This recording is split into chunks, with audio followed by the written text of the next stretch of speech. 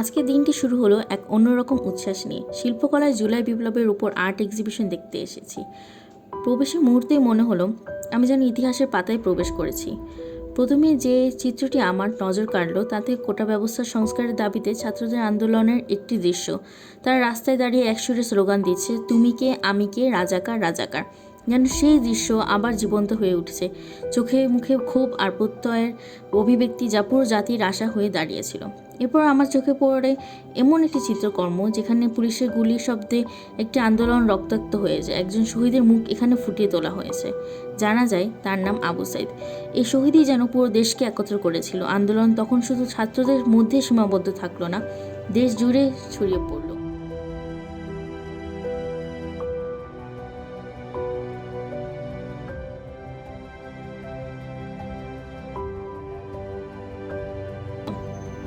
আরেকটি শিল্পকর্মে দেখা যায় রিকশাওয়ালারা এই আন্দোলনে বড় ভূমিকা রেখেছে। তারা ছাত্রদের পাশে দাঁড়িয়ে শক্তি জুগিয়েছে। তাদের দৃঢ়তা ও সাহস দেখানোর জন্য ব্যবহার করা হয়েছে গাঢ় রং, যা তাদের অবদানকে আলোকিত করেছে। এই দৃশ্য যেন বলে দেয় সাধারণ মানুষের ঐক্য কেমন হতে পারে।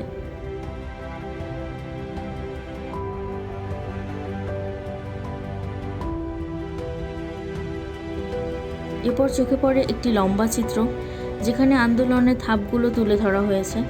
জুলাই থেকে আগস্ট পর্যন্ত লং মার্চের দৃশ্যগুলোকে এমনভাবে দেখানো হয়েছে যেন আমি সরাসরি এই ঘটনার সাক্ষী। ক্যানভাসে ছুটে চলা ছাত্র জনতা, তাদের হাতে ব্যানার, সব কিছু যেন একটি জাতির চেতনার গভীর প্রতিচ্ছবি। সবশেষে একটি ভাস্কর্যের সামনে এসে দাঁড়ালাম। এটি ছিল একটি মুষ্টিবদ্ধ হাত যা উপরে তোলা। এটি আমাদের সাহস আর প্রতিরোধের প্রতীক।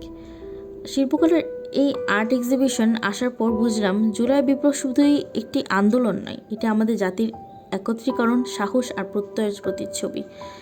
শিল্পের মাধ্যমে এমন একটি অধ্যায় তুলে ধরার জন্য এটি অবশ্যই একটি বিশেষ উদ্যোগ।